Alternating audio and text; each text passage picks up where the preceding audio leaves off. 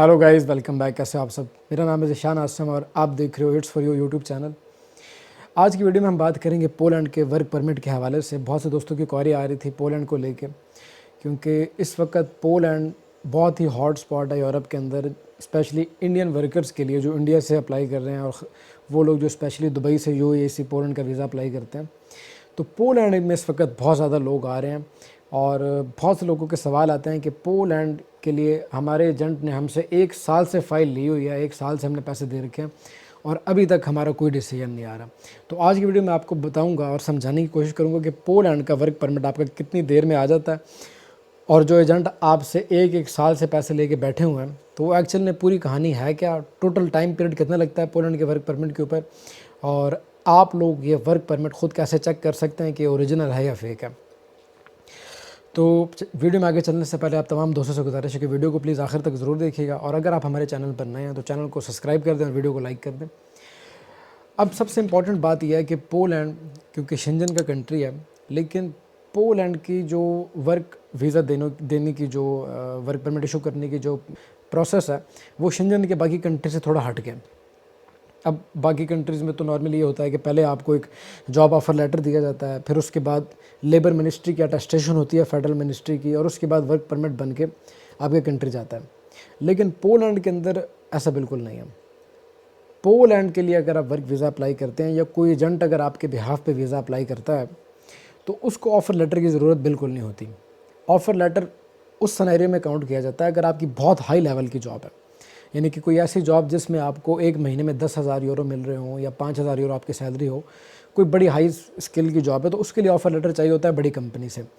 लेकिन क्योंकि हमारे यहाँ से जो लोग यहाँ पे आते हैं वो नॉर्मली नॉन स्किल जॉब्स के लिए आते हैं, वर्कर के कामों के लिए आते हैं, तो छोटे जो लेबर के काम होते हैं उसके लिए बिल्कुल भी रिक्वायरमेंट नहीं होती ऑफ़र लेटर की। उसके लिए सिंपली आपका जो एम्प्लॉय होगा वो आपको एक वर्क कॉन्ट्रैक्ट देगा और उस वर्क कॉन्ट्रैक्ट के ऊपर एक स्टंप लगी होती है फेडरल मिनिस्ट्री की, गवर्नमेंट की, लेबर मार्केट की, कि लेबर मार्केट सेटिस्फाई है, आपको उन्होंने एक्सेप्ट कर लिया, आप नॉन यूरोपियन कंट्री से आगे यहाँ पे काम करने के लिए एलिजिबल हो यूरोप के अंदर।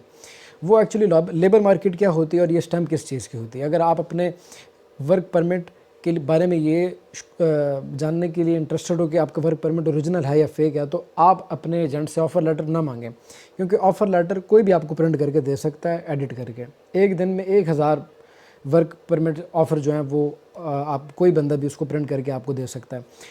ऑफ़र लेटर के ऊपर आपने नहीं जाना, आपने जो लेबर मार्केट की स्टंप होती है, ये रेड कलर की एक स्टंप होती है, आपको इस वक्त साइड पे नज़र आ रही होगी वीडियो में, तो ऐसी स्टंप आपको आपके वर्क परमिट के पीछे मिलेगी देखने को। अगर ये स्टंप लगी हुई है तो दैट्स मीन कि आपका वर्क परमिट ओरिजिनल है और आपका जो एजेंट है वो बिल्कुल 100% ठीक तरीके से काम कर रहा है। अदरवाइज़ आपका एजेंट जो है वो आपसे उसने पैसे लेके रखे हुए हैं और आखिर में 1 साल के बाद वो आपको उसमें से कुछ पैसे वापस कर देगा और ये कह देगा कि आपका काम नहीं हो सका, आपकी सिलेक्शन नहीं हो पाई। तो जॉब ऑफ़र लेटर पोलैंड कभी भी इशू नहीं करता है। पोलैंड डायरेक्टली आपको वर्क कॉन्ट्रैक्ट देता है जो कि लेबर मार्केट से अटेस्ट हुआ होता है। अब ये लेबर मार्केट की अटेस्टेशन क्यों चाहिए होती है? नॉर्मली जो नॉन स्किल काम होते हैं या जो लेबर की जॉब्स होती हैं, इसके लिए हर यूरोपियन कंट्री ये चीज़ अप्रूव करने की कोशिश करती है कि उनके कंट्री के अंदर जो लोग मौजूद हैं पहले उनको जॉब दी जाए जो उस कंट्री के नेशनल हैं। जब उस कंट्री के अपने लोग उस काम के लिए इंटरेस्टेड नहीं हैं या उस कंपनी को अपनी मुल्क के अंदर के जो लोग हैं वो नहीं मिल रहे, वहाँ से लेबर फोर्स नहीं मिल रही, तो उसके बाद वो नॉन यूरोपियन कंट्री से बंदे को हायर कर सकते हैं। इस चीज़ की अप्रूवल करने के लिए, इस चीज़ की अटेस्टेशन के लिए लेबर मार्केट बाकायदा रिसर्च करती है और उसके बाद वो एक वर्क कॉन्ट्रैक्ट के पीछे उसको अप्रूव करके एक स्टंप लगा के देते हैं और वो कॉन्ट्रैक्ट आप इमिग्रेशन में, एम्बेसी में सबमिट कर सकते हो और उसी के बेस पे आपको पोलैंड का वर्क परमिट इशू होगा। अब जो एजेंट आपसे 7-7 महीने से 1-1 साल से फ़ीस लेके बैठे हुए हैं तो उसके बारे में भी मैं बताता चलूँ कि इसके ऊपर टाइम कितना लगता है पोलैंड के वर्क परमिट के ऊपर।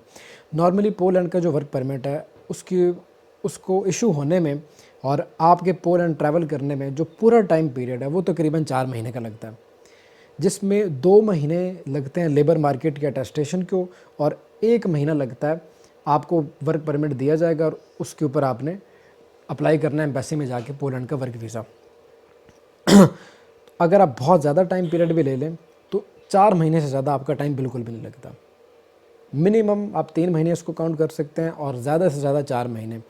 इससे ज़्यादा जो टाइम लग रहा है फिर वो आप ये समझ लें कि आपका एजेंट आपके साथ फ्रॉड कर रहा है और आखिर में उसने, अगर आपने उसको 1 लाख रुपए दिया तो आखिर में वो आपको 30,000 वापस कर देगा और बाकी के पैसे वो रख लेगा, ये कहेगा कि ये तो प्रोसेसिंग फ़ीस थी। तो प्लीज़ ऐसे एजेंट के पास हरगिज़ ना जाइए जिसका रिकॉर्ड ख़राब है। कोशिश करें कि पहले आप अपने बिहाफ पे ख़ुद अप्लाई करें, ख़ुद सर्च करें।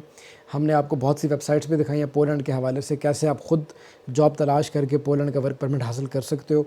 अगर आपको ख़ुद वर्क परमिट नहीं मिलता तो उसके बाद आप किसी एजेंट की या किसी कंसल्टेंट की आप सर्विसेज यूज़ कर सकते हैं। पोलैंड का जो वर्क परमिट आपको इशू होता है, इस पूरे टाइम पीरियड के दौरान जो टाइम लगता है, आप ये समझ लें कि 3 महीने का टाइम लगता है। इससे ज़्यादा बिल्कुल टाइम नहीं लगेगा आपको। इसमें 1 महीने के अंदर आपकी अप्रूवल आती है लेबर मिनिस्ट्री से और बाकी के 2 महीने आपके वीज़ा प्रोसेसिंग पे होते हैं, जो कि एम्बेसी में आप फ़ाइल सबमिट करते हो, उसके बाद आपका वीज़ा लग के आता है। तो मिनिमम 3 महीने और ज़्यादा से ज़्यादा 4 महीने का ये टाइम लगता है। पोलैंड का जब वर्क परमिट आपको बन के इशू होकर आ जाता है तो वो 2 तरीके का होता है। एक तो ये कि आपको मैनुअल फॉर्म में स्टैम्प करके दें और सेकंड ये कि वो इलेक्ट्रॉनिकली स्टैम्प होता है, इलेक्ट्रॉनिकली साइंड होता है और वो आपको मिलता है एक प्रॉपर इलेक्ट्रॉनिक फॉर्म के अंदर। उसके ऊपर कोड लिखे होते हैं, सीरियल कोड लिखा होता है और वो आप डाल के सर्च करके चेक कर सकते हो कि आपकी एजेंसी ओरिजिनल है जो कि पोलैंड से आपको हायर कर रही है या वो फेक है। या आपका वर्क परमिट जब आप एम्बेसी में सबमिट करते हो, अब पोलैंड का वर्क परमिट आप कैसे चेक कर सकते हो खुद वेबसाइट के ऊपर कि वो ओरिजिनल है या फेक है, ये देखने के लिए आपको ऊपर आई के आइकन पे क्लिक करके दूसरी वीडियो देखनी होगी और उसमें आपको मैं समझाऊंगा कि कैसे आपने अपने पोलैंड के वर्क परमिट को चेक करना है कि वो आया ओरिजिनल है या फेक है। तो ये कुछ इन्फॉर्मेशन थी गाइस जो कि आप दोस्तों के साथ शेयर करनी थी पोलैंड के हवाले से। अगर आपके इसके अलावा और भी कोई क्वेश्चन हो पोलैंड को लेके या किसी और इमिग्रेशन के टॉपिक को, तो आप वो कमेंट सेक्शन में कर सकते हो। मैं उसके ऊपर वीडियो बनाने की पूरी कोशिश करूँगा, आपको रिस्पॉन्स करने की पूरी कोशिश करूँगा। आप मैसेंजर पे, टिकटॉक पे, इंस्टाग्राम पे मुझसे रब्ता कर सकते हो। जैसे मेरे पास टाइम होगा मैं आपको रिस्पॉन्स करूँगा। और अगर आप मेरे साथ 1 to 1 कॉल पे बात करना चाहते हो तो इस दिए गए ईमेल के ऊपर आपको अपॉइंटमेंट बुक करनी होगी और मैं ख़ुद कॉल करूँगा आपको।